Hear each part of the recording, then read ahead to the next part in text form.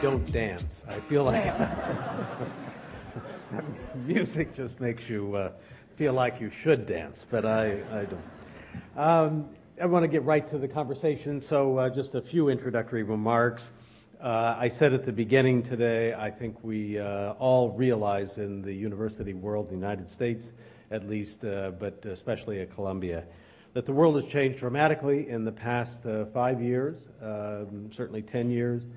The forces at work are reshaping our world, and we as academics, as teachers and researchers, must find our way into this new world to figure out what are the issues that need our attention as researchers and as teachers.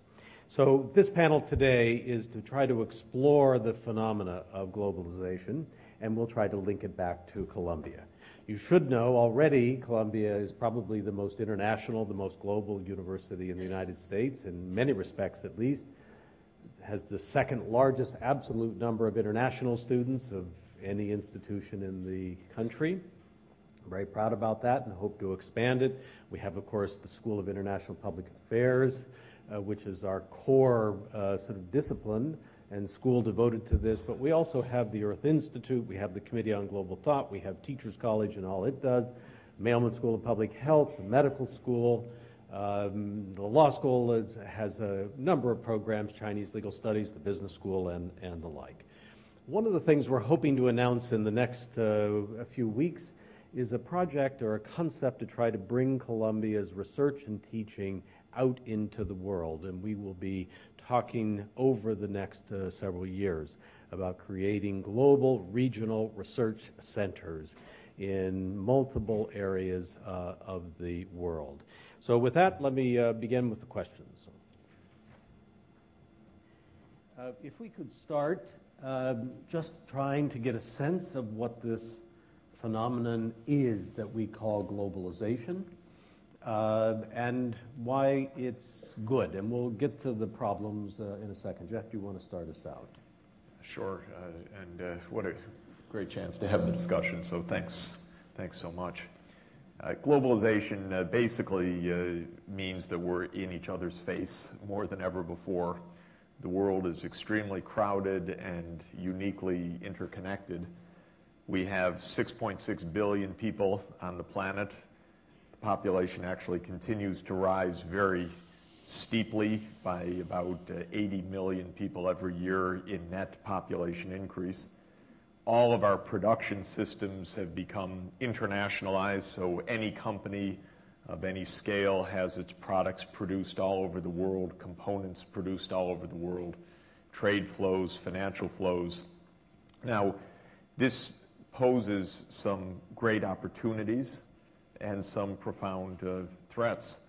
The opportunities are that good things now traverse the world faster than ever before, especially technology, know-how, ideas, so that parts of the world that were stuck in extreme poverty 20, 30, 40 years ago are dramatically on the rise in Asia, especially China and India are the exemplars, and by virtue of being almost 40% of the world's population, the dramatic change of the world.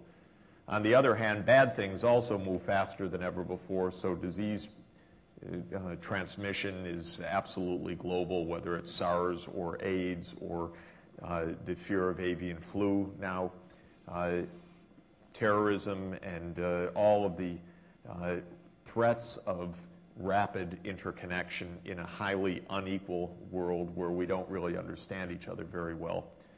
And the last thing I would say is that it's all going to become even more intense because we're on a path of steeply rising population still in absolute numbers, maybe reaching 9 billion people by mid-century. The world economy is expanding, the pressures on the physical environment, and it seems the lack of understanding and the threats that poses are on the rise, I would say. Okay. Joe, what is globalization? What is happening?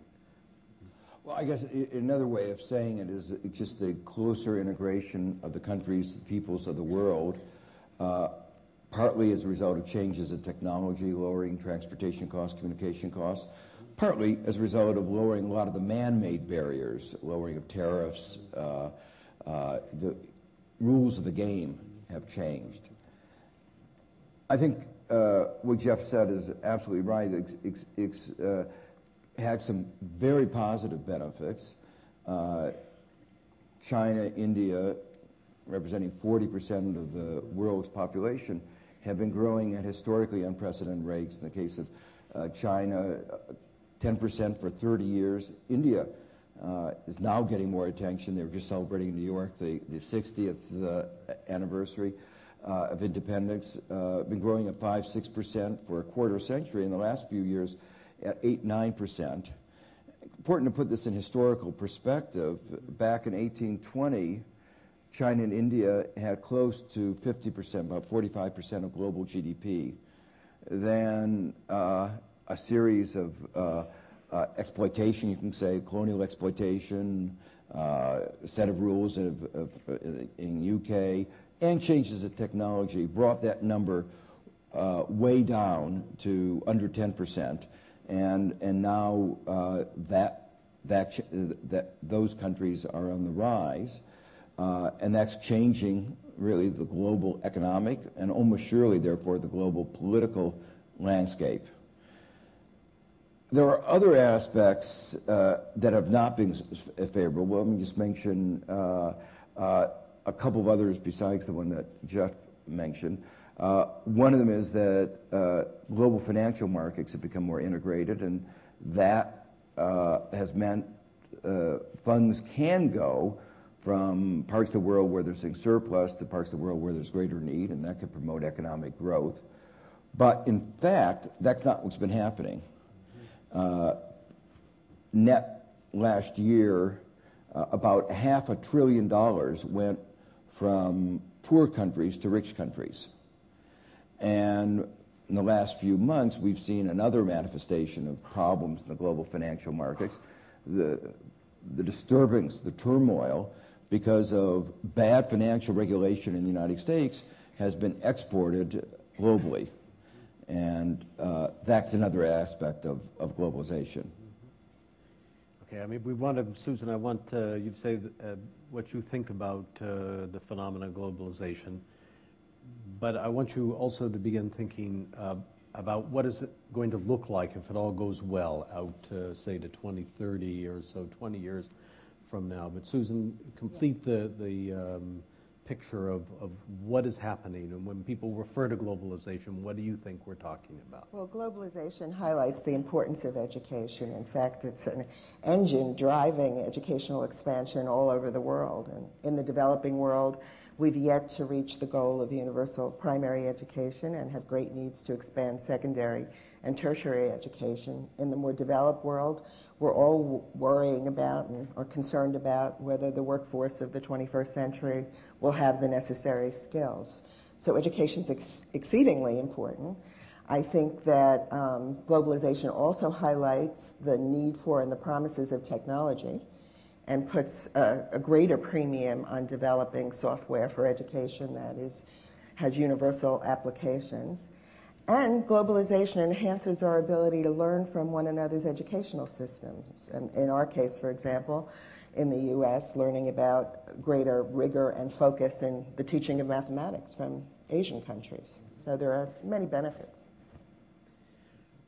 So this greater and greater economic integration, coupled with the ability to communicate and interact in new ways that just were undreamed of just a few years ago, the sense of education as a key element we're all focused on to try to help improve this. We're becoming more interconnected. I mean, these are the terms that we use.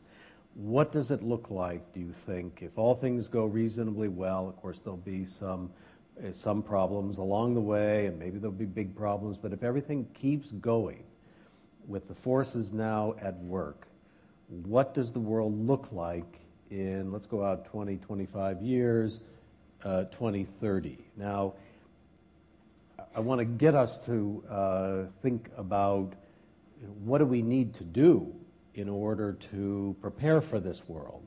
But give us a picture of, if these forces continue at work, what does the world look like in a quarter century from now? Joe, do you want to start on that?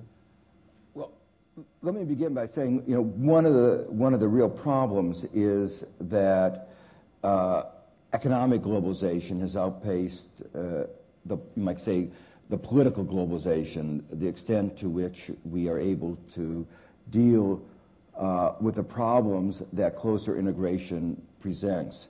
As we become more interdependent, there is more need for collective, cooperative action, and we don't have the democratic institutions to deal with that.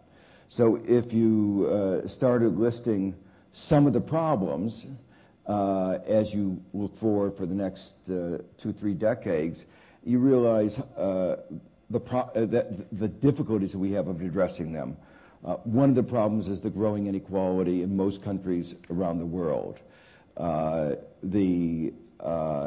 Susan mentioned the lack of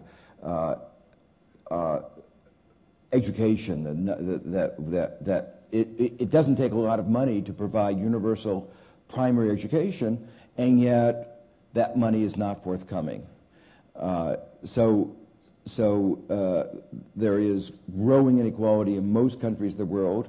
We talk about technology and the advantages that it provides, and it's been a big part of the success of, for instance, India. But much of Africa doesn't have access to the technology or to have a level of education take advantage of the technology, so they have been falling behind. So that's one aspect, the growing inequality. A second problem is the financial turmoil. The IMF was created as an institution to address the problems of globally integrated financial markets, but it hasn't done it effectively. And didn't anticipate the problems of global imbalances, didn't anticipate the problems of the subprime mortgage and the implications of that. And so one could see a pattern of repeated financial crisis. We had one in '97, just 10 years ago. We're having them again. It's clear we have financial problems. And thirdly, I think you can't not talk about the global environmental problems, climate change. And while Kyoto was an important step in the right direction, we have to remember that it left out 3/4 of the sources of emissions, the developing countries, the United States, deforestation. And even within the limited areas that it did something, the targets were not as ambitious as the world needs. So I take it from what you say, Joe, that you say, I can't think about what 2030 looks like because I see such immense problems looming ahead and the lack of institutional ability to address them at this point, that until those are addressed, I just can't anticipate. In other words, yeah, it's not just institutional, it's mindset. I mean, it's a question of we've created this, you might say, one economic world, yeah, but we aren't thinking that way, particularly the United States. And would you say that, is it your view that the institutions we have now, whether it's the UN, the World Bank, the IMF, are not capable, as currently designed, to deal with the problems that we're facing and will face? Was that your... That's right. As currently designed. Great. And then there's an important debate about how they can be reformed or whether they can be reformed. Okay. Susan, out 25 years, what does it look like to you? I can envision such a world where people are learning together collaboratively using technology. We're in the process of starting a project to create a virtual learning environment where students in China and in New York would learn math together in a kind of second life environment simultaneously. Those kinds of things are, you can only imagine the future, a world where everyone's much more globally aware, a major challenge in the U.S. where geography and language truly suffer. One can imagine those things, but getting there will require much greater attention to teacher training throughout the world, much greater attention to the global skills that people need, and a vast expansion of education in large parts of the world. Do you think that the institutions that we have are capable of addressing the educational needs that are required to sustain this process over the next couple of decades? I actually am wary of some of the efforts of the multilaterals. I think they often come with a cookie-cutter approach that institutes the same projects in each country and are less tailored to the individual country's needs. I have more hope for collaborations, bilateral and multilateral collaborations among various countries at the governmental and the university level, such as we're about to with the regional centers. Mm-hmm. Jeff, give us the optimistic view. Good. Well, right now there are 3 billion mobile phones, and there were none virtually 10 years ago. And the number is rising 100 million subscribers a year in India, 100 million. Those are impressive numbers. And there are about 250 million cell phones in Africa right now. And this is a remarkable demonstration, as if we needed one, of how powerful the technologies are that we have right now, and how, in a way, this economic system has delivered something very important, and that's another fundamental technological breakthrough that can be of vast benefit. So what could be true in, I'd say, even less than 25 years, Lee, I've put it to the year 2025. And that is that right now we have about 1 billion people on the planet, that's 1/6 of humanity, that struggle to survive every day in what we call extreme poverty. And about 10 million of their children die every year. And this is something that could disappear from our planet and from human history if we play the cards right. We don't need to have extreme poverty in the 21st century, because the things that are needed to end extreme poverty are already in our hands. And so it is a matter of recognizing how powerful our tools are and deciding to do something about it. It's a big if, not an impossible one, but that's the kind of world we could have. We live in a world of incredible danger right now because poor places are unstable places, because impoverished places produce Darfur, produce Somalia, or produce crises in Afghanistan and other places. And if we understood these basic dynamics, that the military is not going to solve those problems, but maybe cell phones will, we really have a phenomenal chance right now.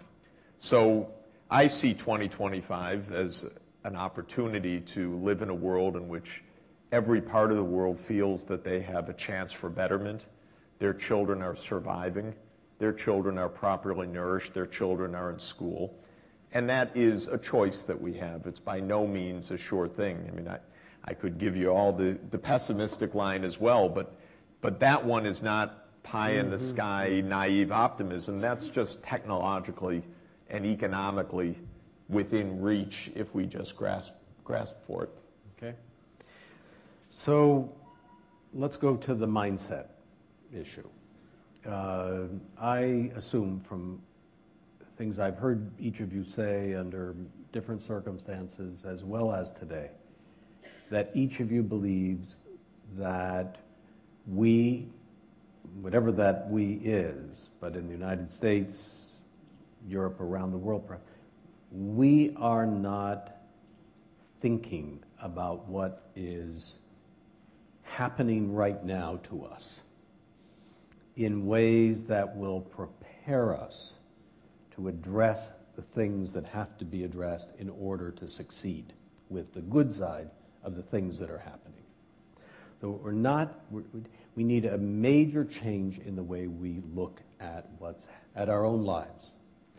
So how would you describe what we're not thinking about what we're not seeing? Is it, how do we move ourselves into a new mindset? Susan? Well, if we are not prepared mentally and emotionally, I would put a large part of the blame on the K-12 system in the United States, and perhaps it's true to some extent in Western Europe as well. In the United States, 1/4 of students in 2002, high school seniors, only 1/4 could name the ocean between the United States and Asia. 17% knew where Afghanistan was at a time when we were engaged in war there. Americans don't take other languages. It's fortunately not true of Europeans, who tend to start at least by age 11, maybe even a third language by age 13. The global skills aren't there. I understand that America's decentralization and historic kind of parochialism get in the way, and that the political climate is changing. There's new competitiveness legislation that requires states to set global awareness skills. But we have a long way to go to develop a globally literate population. Yeah. Joe? Let me just illustrate two aspects of thinking globally. One of them is the question of what would the world be like if everybody consumes in the kinds of patterns that Americans consume? The cars, and we know it's not viable. It's just not feasible. And we are setting the pattern. China, India are all emulating, trying to strive for that kind of consumption pattern. And they are succeeding. The numbers I talked about before are succeeding remarkably well. But that is a world headed for a collision. It just can't, it's not physically viable. So the question is, and technology can help us address some of these problems, but it's also a question of patterns of living. And so that's one example that when the arithmetic doesn't add up. Another example is we talk a lot, Americans talk about, the president talks about democracy. Well, we're all part of citizens of the world. The question is, we're interdependent. We have to make decisions collectively. What does that mean to make those democratically? Well, that means the United States won't always get its way. That's the nature of democracy. The only way you can always get your way is when you're the dictator. So that mindset that sometimes our views will not prevail is something which I think Americans have not really fully absorbed, and that the way they have to get other people to go along with the way they want is persuasion, arguments, not armed forces. And I think we've all seen from Iraq, if we hadn't learned example in Vietnam, that being the strongest country in the world, spending close to half of the global defense expenditures in the world, doesn't get you what you want. Jeff?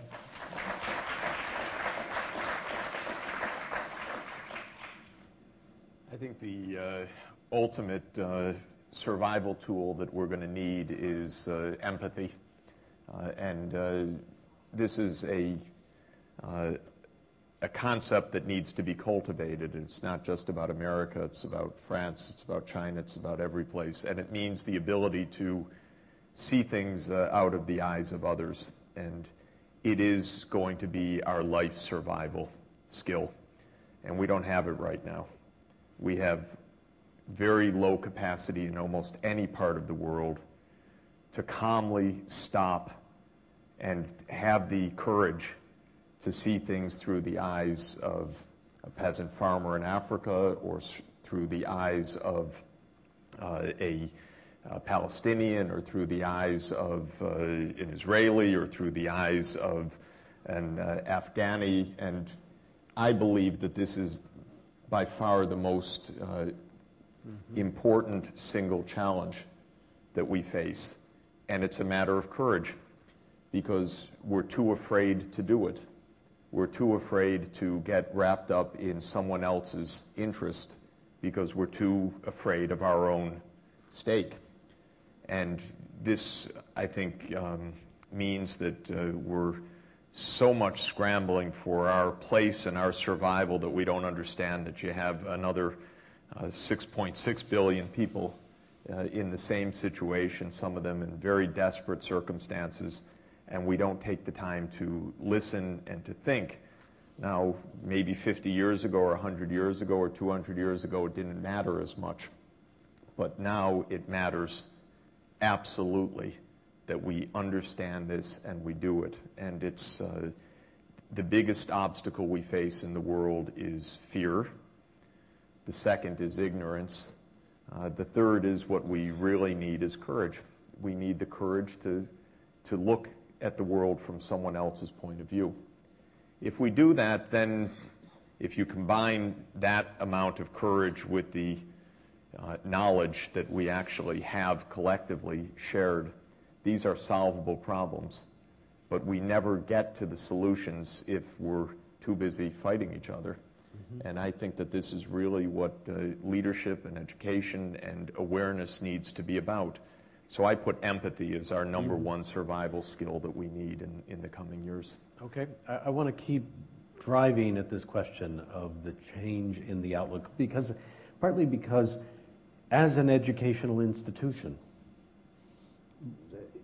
our primary, but it's certainly a major goal, is to help prepare young people for the world that they will help lead. So that 25 years out, hopefully we will all be retired and maybe in the same retirement home, and we'll look back on this and we'll watch this video many times together. But the people we're teaching now, they will look back and they will say, I was really well prepared for this world, and my professors saw it coming, and they taught me. So we really need to try to understand this question of what is different about the outlook we're asking of ourselves. And I want to sort of come to it in an odd way, sort of maybe a little bit of a hypothetical. You're advising a leading candidate for president of the United States right now, let's assume. And the candidate says, I just can't make this case. I agree with you. We have major problems confronting the world and the United States over the next 5-10 years, certainly the next 25. And I want to get the United States on a course that will be able to really do this well. But I can't sell it politically. How do I make this case?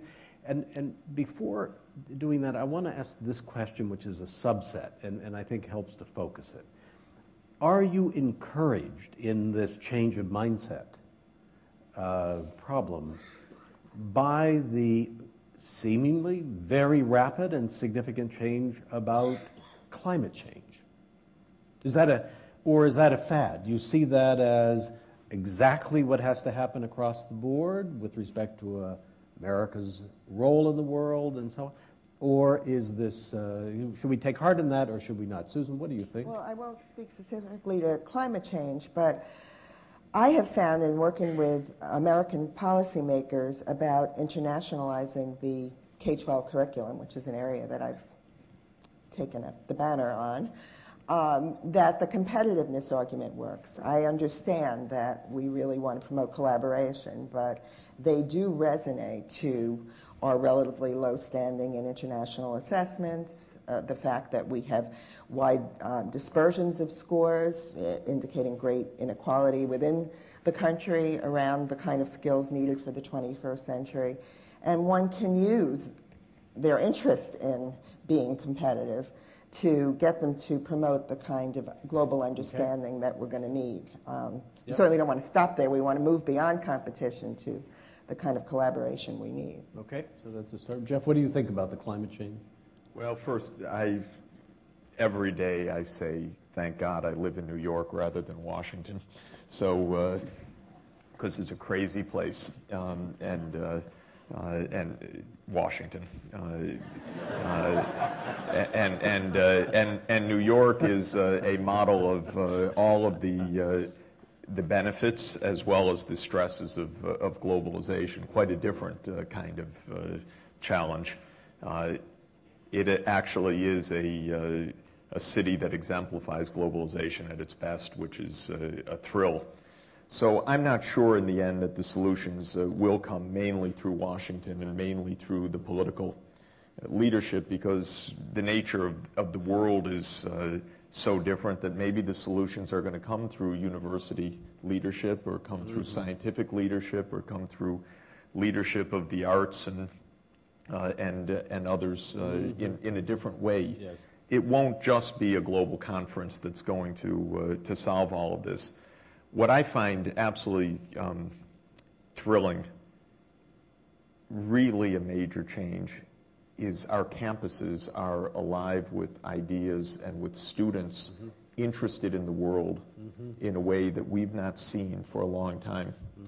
And so you go to any campus, ours without question, but any campus around the U.S. right now, students want to get involved in the world. They want to get involved in the challenges of poverty and the challenges of the environment and globalization. They want their study year abroad. They want to do summer internships. They want to be out there because they know that's the world that they're going to be in. So my view is, I don't know what these political consultants tell the politicians, but I think they tell them junk in general. Because what I hear coming out of the politicians' mouths is so bad and unconvincing that it makes you cringe. We're still feeding fear. We're still feeding the us versus them. Even if competitiveness is the mode of argument, a better mode of argument is we should be improving ourselves and better education and so forth. Not we have to do it because otherwise we're going to lose in competition to the Chinese or to whatever. So we're still stuck in this lack of empathy and an us versus them mindset. But it's not the only way to go. And what we see on the campuses, I believe, is something that can be tapped in terms of real leadership for really the kinds of problem solving and the global viewpoint that we need. And I haven't seen, at least from the 1980s and the 1990s, we didn't have that. In a way, September 11 changed things. It, as screwed up as our response was, if you'll excuse me, it opened the eyes of people to the world, both to the dangers, the possibilities, the need to be involved. And I think that this is, again, something that can go in wildly divergent directions, but there is the possibility to harness this for a lot of true global leadership, problem solving, and cooperation. And that's what we have to pull right now.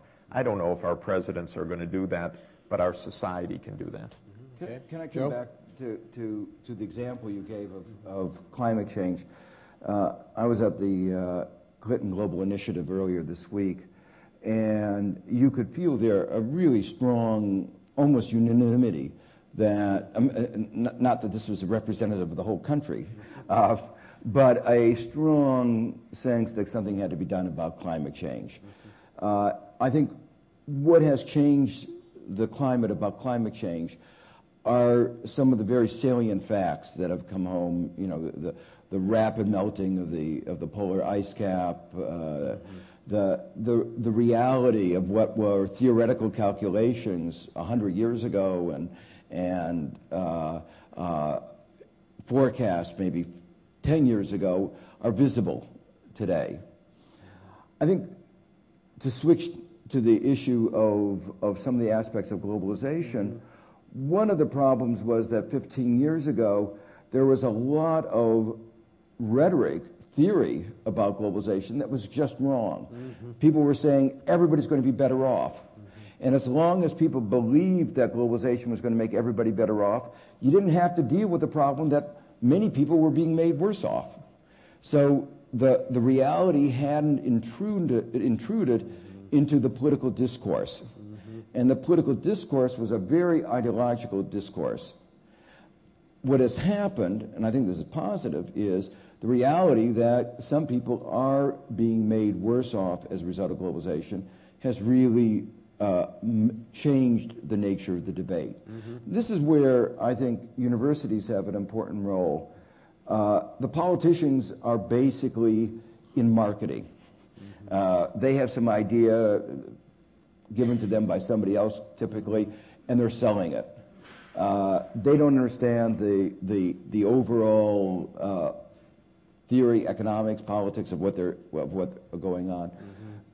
I think the universities are the place where dispassionate analysis of what is really going on ought to be occurring, and where proposals to deal with the adverse effects can come up in a dispassionate way. And that's where, when as academics we're called upon to give advice, my own view is that we ought to focus on those analytic issues to try to explain, here are the adverse effects, and here are some of the ways you can do it without some concomitant negative adverse ancillary effects. Susan? Oh, I agree. I do feel that climate change has certainly made some difference in the emerging K-12 curriculum. You can see it. I think a major problem that we have in talking about primary and secondary education is that these kinds of global issues are often relegated to social studies or, your global studies class, and don't permeate reading, which has such a great emphasis right now, where all countries are measuring their reading skills. They don't permeate the books that are used in primary education more broadly. So there are many challenges, but I do see some signs of change. One of the things I think we can do, I wonder if we can pioneer some of them also, or are already doing it, is getting kids in classrooms in the U.S. to be directly interacting with kids elsewhere. You need your little camera on top of a computer, and you have classrooms all over the world then connected together. And the opportunity for kids not just to read in a book what it's like in a village in Africa or in Shanghai or whatever, but actually to be experiencing that directly is not some technological fantasy, but absolutely immediately apparent right now. The World Bank had a project in which they were trying to do precisely that. So it seems to me that, again, we just have to be fostering ways to make this happen, demonstrating models and with others and helping to bring that about. And that brings to life these issues for kids at the right time when they can really get engaged. Yeah, I totally agree. Would love to collaborate and want to emphasize your use of the word we. I think that we, as a university community, and joining with others, can do a lot without waiting for the policymakers to act. For example, the goal of universal primary education in the developing world and the expansion of secondary education is stymied by huge teacher shortages. And, absolute shortages, where in some sub-Saharan countries the ratio is 70 primary students to one teacher. But even when the bodies are there, ill-prepared teachers who were absent much of the time. There's much that we can do collaboratively with universities and others on the ground in these countries to make those situations better. 6-8 months ago, all the experts, except for a few, and maybe they were just lucky in their guesses, said that we were going to have a break of the bubble in the housing market, and we were going to have a problem with mortgages that had been given to people who were too high risk, and there was a problem with the way in which these had been securitized, and this was out there and people didn't know the level of risk that they had taken, even big institutions. This was all discussed as a looming problem. Very few people, and again, maybe they were just lucky, but very few people said that's going to bring the world financial system to the brink of collapse. And it did bring it to the brink of collapse. A near panic almost ensued, and it appears as if we walk back from the brink, although everybody is on pins and needles, thinking that we didn't get that one right. What's out there that, but it's also a kind of metaphor, perhaps, of how the world works, that we're not prepared to fully absorb as we think about. So there's a very positive feeling still about the global interconnectedness and the rise of China and India. Even Africa is improving, and all of this looks basically pretty good. How do you think about that undercurrent of things we just don't see that might lead to a catastrophe? Jeff? Well, I think that there's no doubt a lot of serious trouble that we haven't recognized yet, and we have narrowly dodged the bullet in several cases. Let me just name a couple quickly. The discovery that humankind was destroying the stratospheric ozone was an absolutely accidental discovery in a series of papers between 1971 and 1975 that ended up producing 3 Nobel Prizes. But nobody was looking for it exactly. It wasn't a great issue that, what are we doing? We better find out. It was an accident of 3 wonderful scientists, Roland, Molina, and Crutzen, who discovered this. And then it got verified, and fortunately we were able to find a technological fix. SARS came out of nowhere. It nearly brought the Chinese economy to a halt, and then it, by quarantining, was able actually to get under control. But there have been a lot of the so-called zoonotic diseases where an animal disease is transferred to the human population, and because of globalization, somebody takes a plane from Hong Kong to Toronto, and all of a sudden you have a worldwide epidemic. So the first thing is there are lots of problems under the surface that we, because of the way we're pressing so hard on global physical limits right now, that we need to understand and we need to be investing heavily in. And of course, this is a fundamental role of universities. All those discoveries were university discoveries, and we better be making such investments because we know those things are happening. Second basic point is that we've got to avoid the panic situations. That is the tipping points, or the so-called abrupt or nonlinear changes, where you let things drift so long that, boom, you get an explosion. And the general lesson of life is that if you stay in a range of moderation and don't press things to the limit, you can avoid those kinds of collapses. But if you really drive things to the end and say, well, you know, it doesn't really matter, we can keep going, keep going, keep going, then you find out, oh, I forgot about that.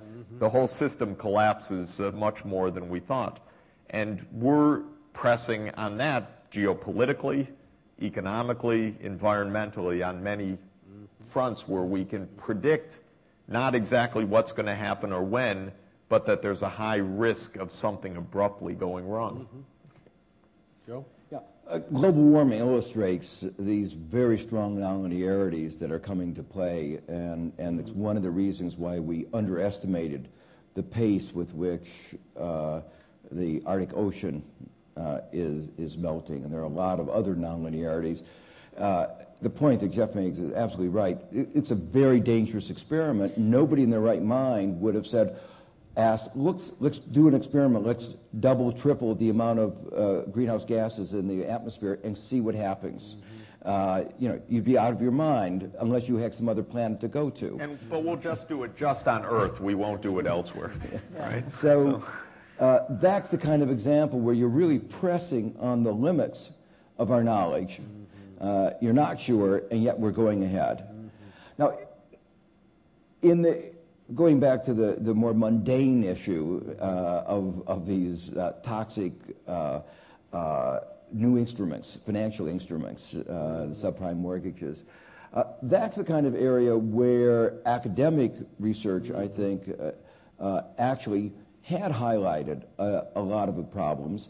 And there's a disparity here between the incentives of those in the market who are inevitably going to be enthusiastic about new products, particularly if they can sell them and make money, and a more dispassionate analysis of what the economic consequences. So let me give you an example. In the old world, banks made loans, mortgages. If the mortgage turned out bad, the bank paid the consequences. If the borrower had problems, the bank could negotiate with the borrower and said, we understand you're having a temporary problem. We'll extend your terms. We'll avoid foreclosure because everybody loses under a foreclosure. What we did with securitization, which had one big advantage, a diversified risk globally. We persuaded Australian banks, banks in Paris, to buy these toxic instruments and to take our problems off of our shores. It was a brilliant move, but it created what we call in the economics of information agency problems. The people originating the mortgages got their money up front. Their incentive at that point was to get others to take them off their hands, not to give accurate information, but to dump them as fast as they could, and they did. Now, when the problem arises, it's not the original bank, but somebody else in Australia or Paris or who bears the consequence. But then when it comes time to renegotiate, you can't renegotiate. This mortgage is held by thousands of people in different pieces. The contracts are designed to make it virtually impossible to renegotiate. And the result of this is that they're estimating about 1.7 million Americans will lose their home. There'll be foreclosures of unprecedented magnitudes as a result. So that's an example. It was clear about what these trade-offs were, clear that there were problems, but there were a lot of people who had an incentive to push these particular instruments, and the market, in that sense, didn't work in the way it should have. Before going to Susan, I want to follow up on that, Joe, with you, because you've made the point today, you've made it repeatedly and with great power and success, to put it in your own words, that our social political institutions are not matched to our economic practices and so on, and this is an example of that. How far behind are we? And I know there's a long question. We've got to go to audience. One possibility is we're just so far behind on our political institutions that we're going to have a very big problem through the financial integration, because precisely the subprime that you just described is going to replicate itself in other examples. And we've got to, it's not an optimistic outlook. Or do you think that actually the social institutions and regulatory institutions could catch up pretty quickly if there were just a change in outlook and people said, look, we got a problem, we've got to fix this and build some institutions and so on? Well, I guess let me say, I'm halfway between those two views. On the one hand, I think the country's gone through what I think is a very bad episode. Yeah. And it's been going on in some ways for a while, where there is a particular school of thought that has been pushing the idea that you don't need government, government's the problem, that a particular ideology that says all the government is designed to do is to give transfers to companies like Halliburton and make the rich richer. There's a particular perspective on the role of government. Mm-hmm. I think there is a reaction against that, and it's a view that is a peculiarly, I think, view in a limited number of places. So I think there will be a reaction on that, and I think our overall understanding of the limitations of that perspective are actually such that we could catch up relatively quickly. Okay, that's the other part of the story is markets are very clever.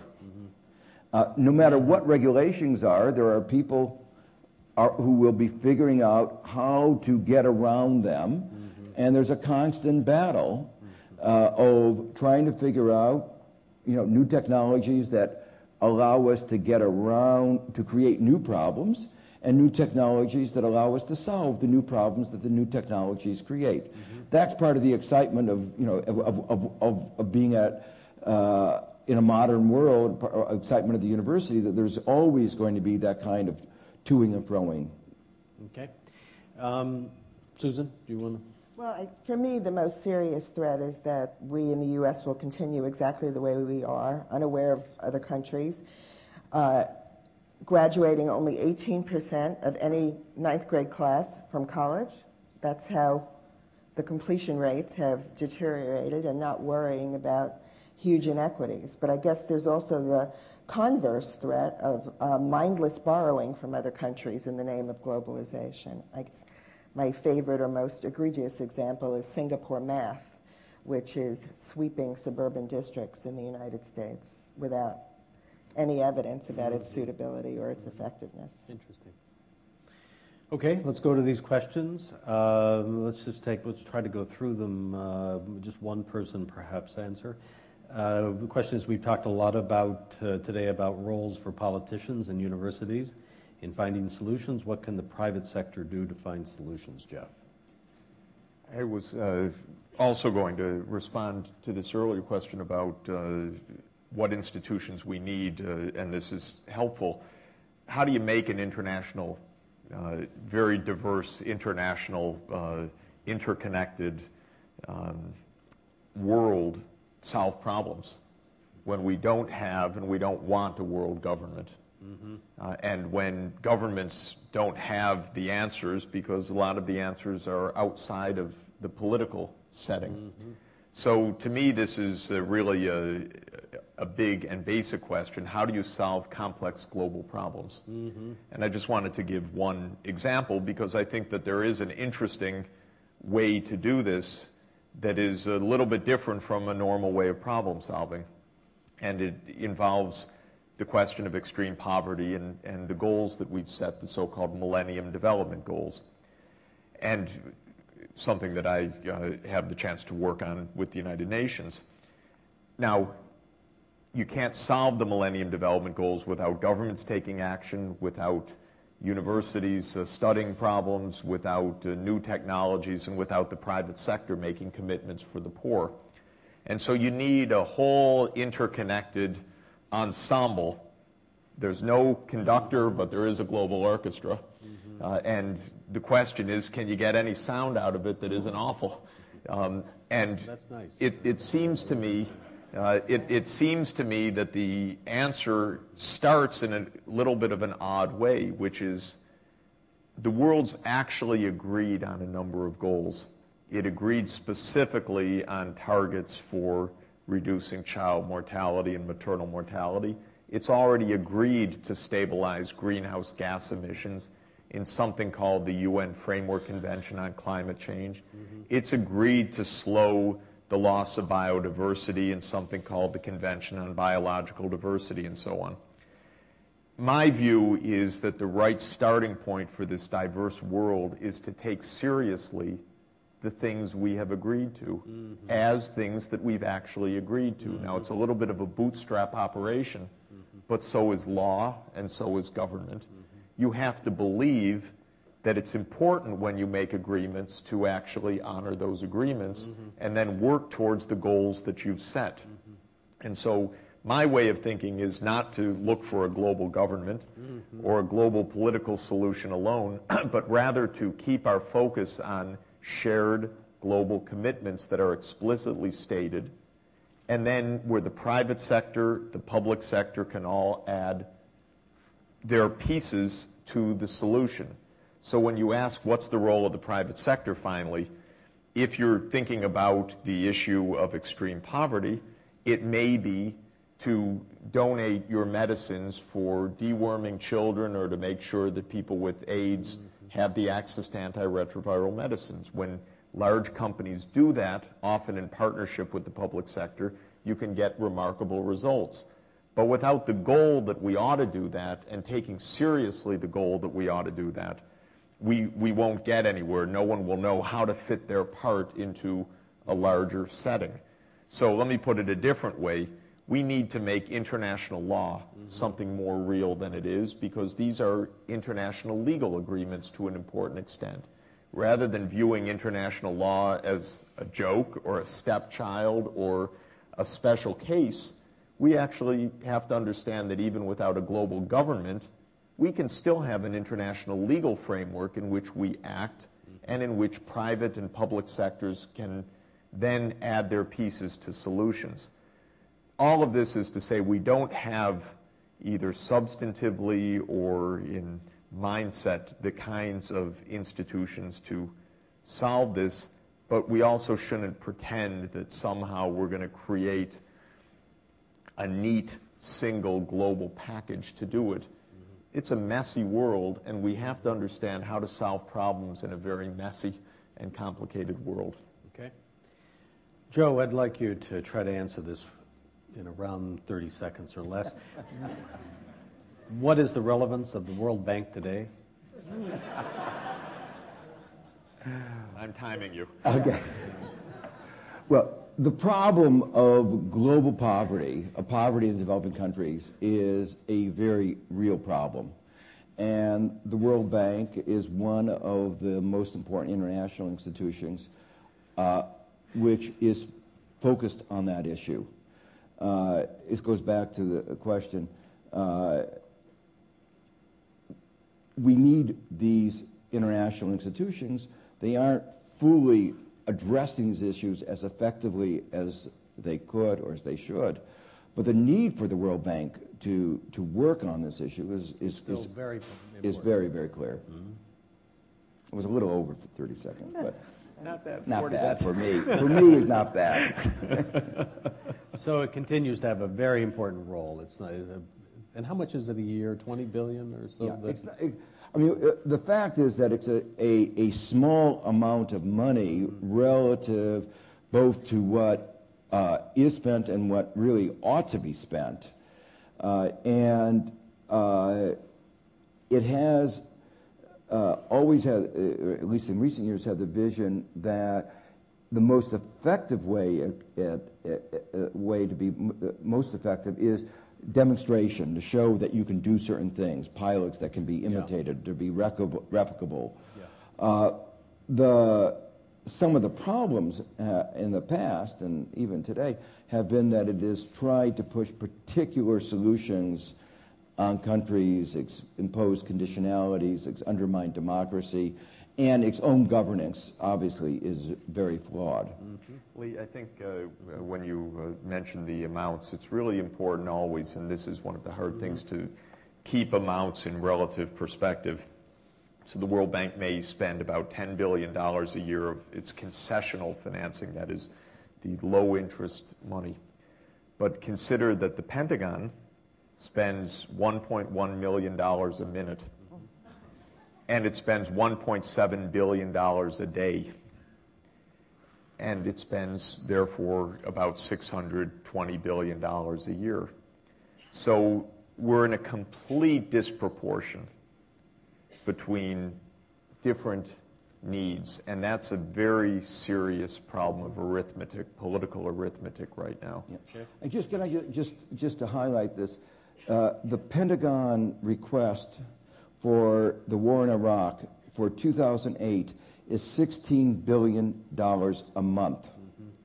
So that's a number to put in context of what the World Bank is spending on the whole world. Yep. Susan, the question is the United States' role as a moral leader over? These are terrible questions. I'm not sure when we were moral leaders. I mean, when, just to take my own institution's history, Teachers College was a very international institution from very early on, and in the early 20th century, we were known throughout the world for technical assistance in education. But our goal was a missionary one. We knew best. We were spreading our version of democracy throughout the world. I think the challenge for us in education today is to understand we have as much to learn as we have to give, and that all our associations, from training teachers to doing research collaboratively, have to be in that spirit. Do you think today, looking at the U.S. educational system, that there is a sense of importance of educating young people to a moral leadership role in the world? Oh, very mixed. You see some leadership in the Congress around that, and 26 states have task forces to look at global awareness in the curriculum. There are certainly social studies teachers who've cared about this, but beyond those constituencies, I think the focus in the United States since No Child Left Behind is reading and math scores at grades 3 through 8. And essentially our system has narrowed its energy on that. Okay. Yes. Maybe the troubling or the problematic concept is leadership as opposed to moral responsibility. Because the U.S. is 5% of the world's population, and we need actually moral responsibility from all parts of the world. It's not that one country is the leader and others are somehow followers in this. It is a shared moral responsibility that's the most important thing right now. And at times the U.S. with others have displayed this in the most incredible and glorious ways.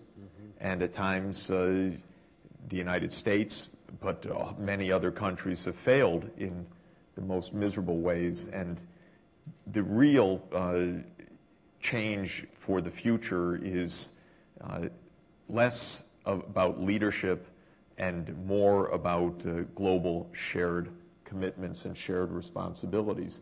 This is a world of problems, and it's going to require a world effort of solutions. And that's a shared concept, I think, rather than a leadership concept per se. Yeah, can I just pick up on something that Jeff said earlier, and the notion of empathy, which I think is an important concept here. You have to understand others to have that kind of empathy, and that's a sense in which I think we haven't really done as much as we should have. Having empathy for the audience is also important, and I really want to say how grateful we are for the questions, how grateful to the panelists. We've been really privileged to listen to all of you think about these incredibly important subjects. Of course, they're integral to what we're thinking about for Columbia, and we ask that you pay close attention to how we're doing and